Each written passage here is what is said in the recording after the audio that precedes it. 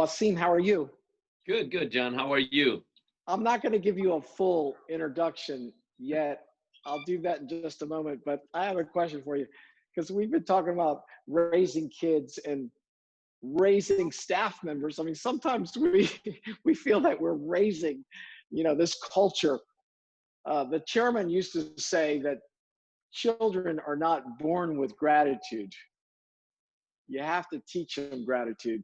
So Absolutely. Wasim, I don't know how. First of all, I know you come from a mind of science.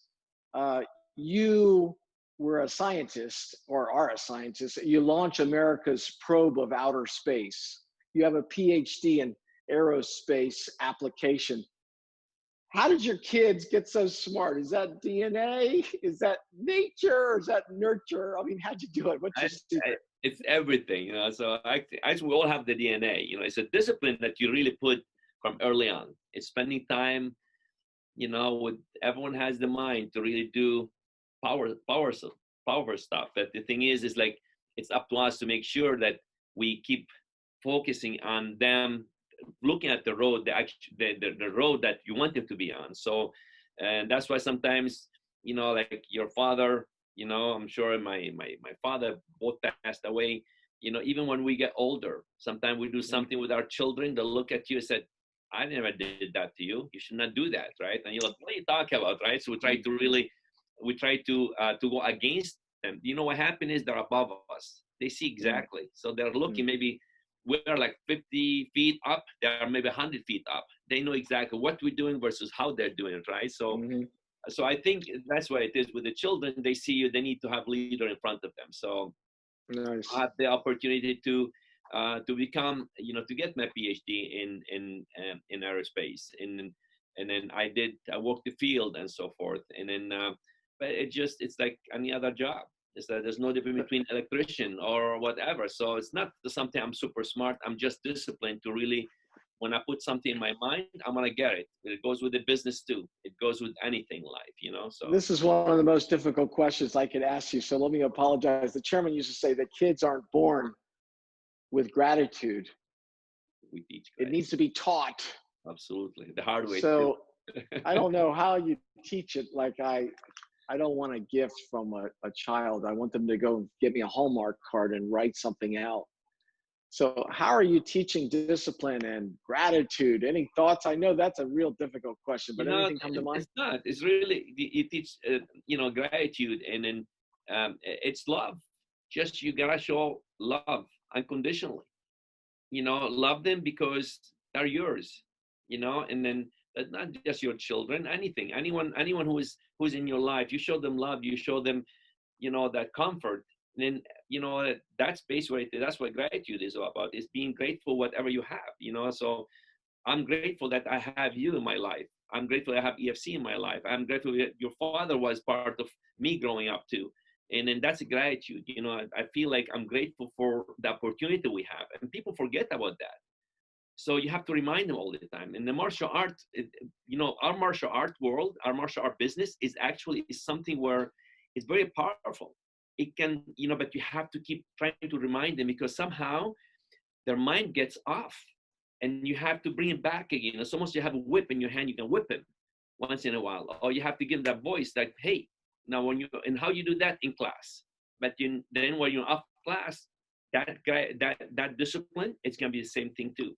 It can become, you have to watch it inside, outside of the class. That's how you make your kids to follow the road that you're following. So you are watching them 24/7. And in our business, and basically you develop a team so they can watch them too, and that's basically Yes. you watch a team. So that's how it is. It's more about spending time. Wasim, what I just learned, you're a great guy with your organization of culture. At your peak, you got 2,000 students. You're got multi branches. Your dad sent you to University of Buffalo, at an early age, and there you were, and you built up branches of martial arts schools, and you have other schools in Carolinas. But I know that culture is a very strong part of your organization. But I just learned from you, thinking that we have our own culture at our house too. I mean, with our own kids, that's a part of our culture too. Like my father used to say, uh, don't ever hurt the family name. I mean, we were so hypnotized that we didn't want to do anything to hurt the family name. And but your culture, let's switch over to your organization. Let's say that you're having a meeting and somebody is wasting time on the phone. You know that you're losing them, or something has changed in their life. How do you detect that, and what does that tell you? You know, actually, funny you said that because it happened to me right now because we can't see each other personally because we're doing virtual meeting and stuff. And then I meet with them twice a week. And you're right, absolutely. The young generation, that's what I see them with their phone. And or maybe they're instead to look right there and then they're looking down, they're doing something else. They're Yeah. listening. No, so I see that and I stop. I said, I'm not talking to you guys if you guys are on your phone. Oh, we're busy. I don't care. I said, you're not busy to really listen to me. Even if I'm not the smartest person, even if I'm saying whatever, it's out of respect. Yes. I created you. You have to listen. It's just something. But that's how it is with our schools too. You know, sometimes when you're in class, you're teaching class, man, it's martial arts about that culture that makes sure that Nice. they still don't move until I tell you to move. And if you, Yes. when you do that, then what happens is, yes, you stress them out. That when they come out, say, wow, that was a workout by itself because it's not physical where everyone can do physical workout, that internal workout. That's what it is, where I can maybe connect the mind, the body, and your spirit. Because you know you can work the body and then you have to work the mind. And then how you connect the mind with that spirit of yours? That's where the heart, that's where we come in the picture. Great. To start You making know, believe in them, you know? you've been also a stickler about sticking to the basics right now, even more so. Yeah. So, what does that mean to us as martial arts school owners out there? Why should I be sticking to the basics under this virtual reality? How does that connect? Well, What do you you know, mean? uh, right now the virtual reality it's virtual. It's almost like, I mean, you have to, you kids right now, they need to be entertained. I mean, look at, we cannot, we're fighting a war which is we cannot even win because if you don't make the class exciting for those little children, they're gonna look TV and say, oh no, I want to watch TV, I don't want to do this. You gotta create, you gotta animate your classes, you gotta, but at the same time, once you gotta put that 5 minutes of, okay, let's practice right now. Who's going to be the most strongest, let's say, the most amazing champion in the world? And it's, yeah, the champion do it this way. They still don't move for 10 seconds, and then they stay for 10 seconds. Oh, he didn't move. Hey, oh, he moved. And you know, you stop playing that game. But you can't play it for too long. So you got, and then it's okay, let's do something and back again to that. Because you need to be able to, we have a war which is where they're fighting us for us because they want our kids to go this way and want our kids to go this way. Mm-hmm. So that's where we come in the picture. And then, and you, of course, connection with those people is very important. How you connect, how whenever the little child comes in, you just go on your knees, look in their eyes, eye to eye. Beautiful. Because you know what, there's a frequency. You know, we talk about everything. There's a frequency. When I talk, and there's a frequency, I'm gonna hit your center frequency. Every cell in the body has center frequency. And if I can hit that center frequency of yours, I can put you to sleep. I can relax you. I can excite you. I can make you a warrior. I can make you anything I want with that voice I'm sending to you. But so that center of frequency that you're talking about, give me a, for instance, how you're going to impact my center of frequency. Give me an illustration. Well, like an example, look in the eyes. Look in the eyes. You're already connected with that frequency. And you know, sometimes, listen, I'm a fighter, you know, right? So when I used to fight, and people don't always understand, I wasn't big boy, I was small guy, but I was super fast, you know, and I won big championships. I've taken a lot of people, and that's what I did in my old days, and I can still do it if I want to. The thing is, I used to look in their eyes, and you know what? I never told the secret to no one because I don't want no one to know my secrets. I look in their eyes. I can see exactly how strong and how weak they are. I look at my people. I look at my employees. I look in their eyes. I said, tell me exactly. And I know I'm lying. I'm not lying. So Wassim, when you look in their eyes, what are you looking for? What do you see? I mean, it's intriguing that you're saying that, but what are you sensing? You know what? It's like that frequency back to me. If a child is hurt, and I said, I look and I go on their knees. That's why you go to their knee. You go to the same level. You look at them. You could tell. You look at them. You could say, man, he's hurt on the inside. Something's up. And you say, it's okay. And then sometimes when you go there, hey, you look at me. You see how powerful you are. Now, Mm. no one should really touch you, right? Yes, sir. And then he goes in there and now all of a sudden back again. You change that. You try to create some, because sometimes we gotta go into that mode where we feel like, oh, I'm afraid. No, don't be afraid. You know, I don't want to be calm. I want to be calm and not calm. It's like the weather, right? So sometimes you have great weather and it's beautiful. And then also you have storms. Oh my gosh, you're gonna hate the weather? No, it's just happened. But you have to be aware of that you know, the frequency and stuff. And that's why sometimes, yes, I know people are gonna probably say, oh, you know, I use microphone. I can't even know exactly. I have sometimes 50 people, 100 people in the class. I use my voice. I don't talk from here. I talk from your core. And that's I very, see. they use the microphone. You talk in microphone. It's loud. It's, you know, that you're not exercising. When you're teaching class, you're working. I don't have to kick and punch and whatever. I can just talk. You know, I can use my whole body. And that's really what it is. So Wassim, we were for so many years in meetings talking about student service and putting students number one, but we were also talking about moving the C students to level B. We would rank students with technique, attitude, and skill and attendance.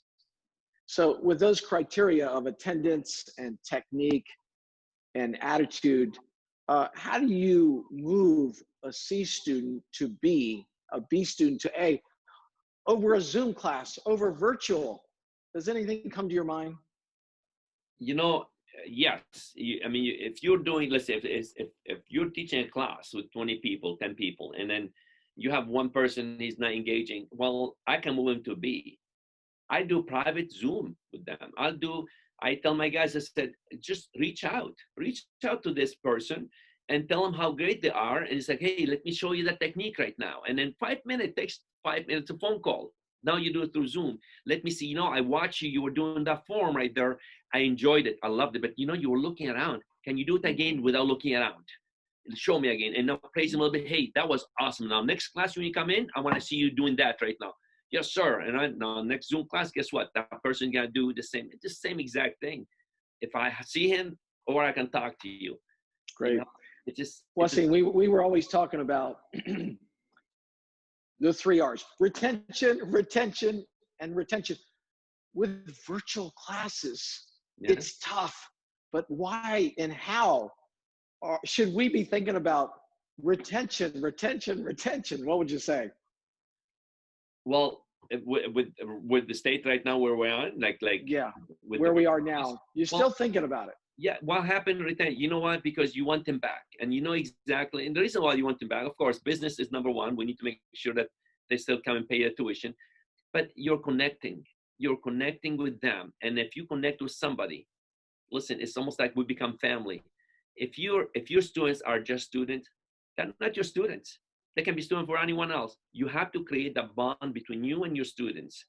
If not you, then actually it's your instructors. But you know, it goes in sequence.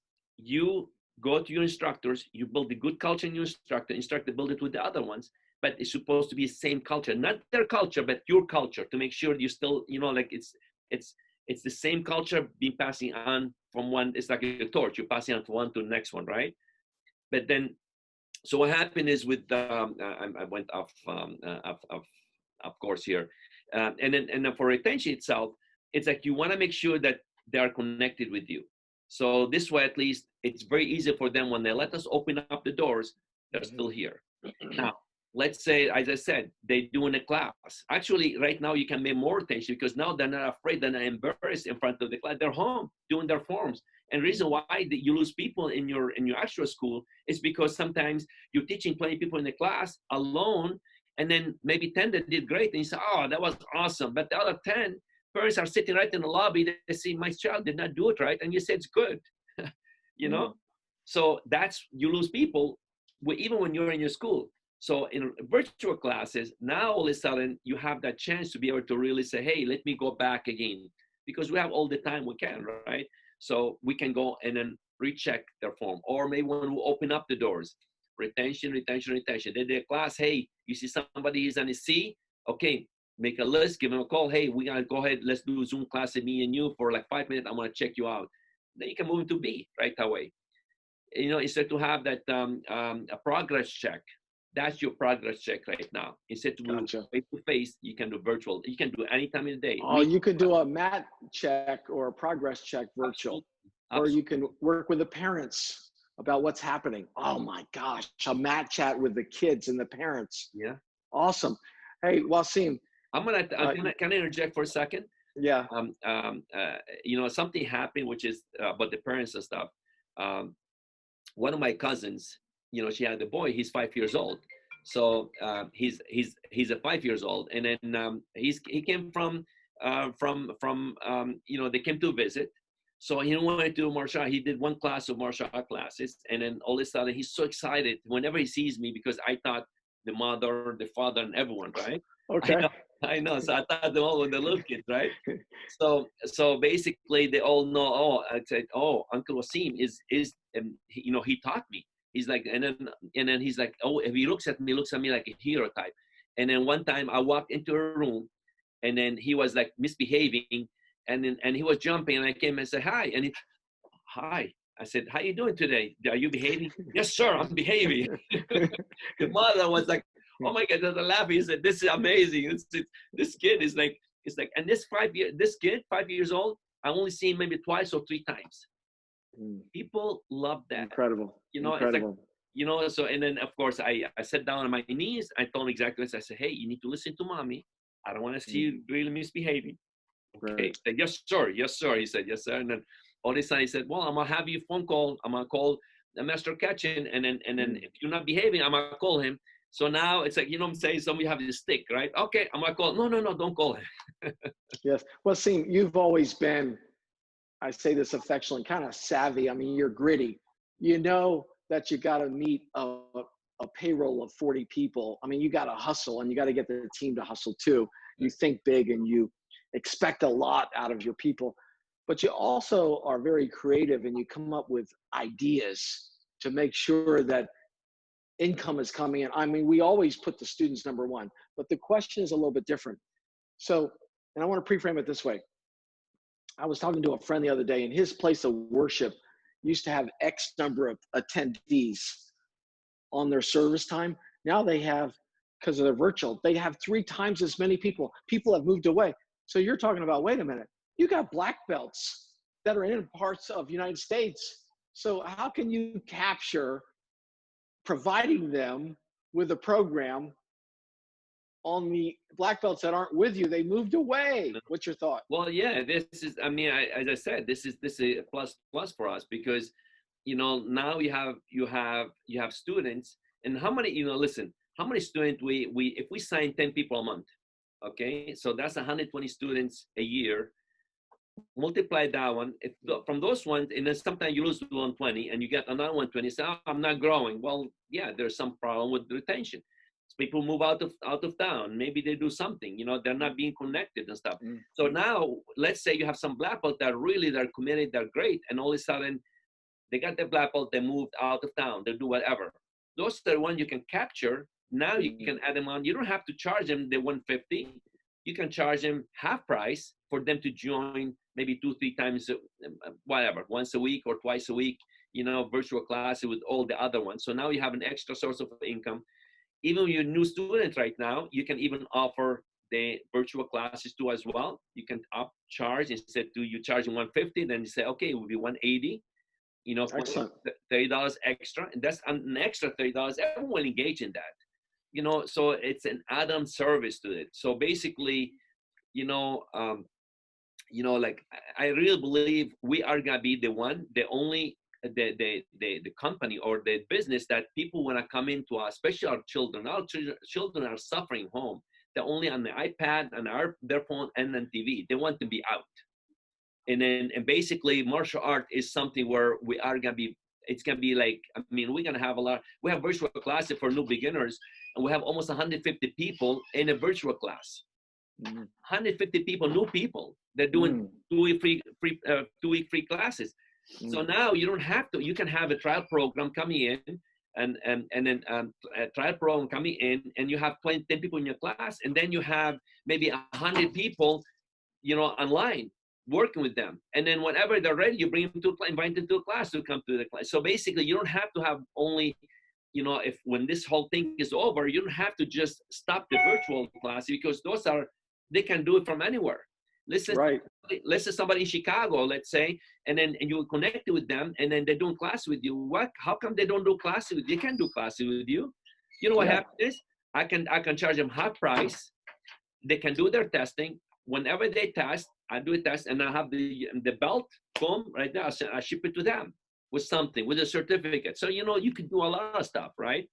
You could come up with an upgrade program for some of these students. Absolutely, absolutely. Mhm. And then you can come up with a lot of stuff. And the weapon is easy, so you can even they can do weapon class. They can do, but you have to do the virtual stuff with them. So and then Wassim, you know how we always say that weather will never impact how we think and our mood and our attitude, right? We don't even notice it.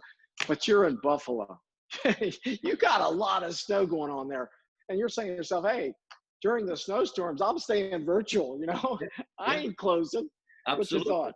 Yeah, that's exactly what it is. It's like we have bad weather sometimes, and people, they say, oh, we cannot drive. Good. Well, we are going to stream our classes too as well.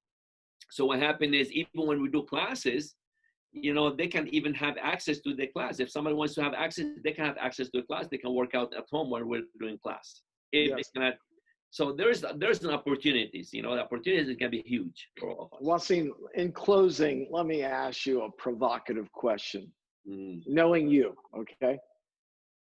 Why are you not afraid? I mean, I know that that's a word. We don't admit that we have fear, but you're saying, look, I'm not afraid. I don't have fear over this situation. Yeah, Why?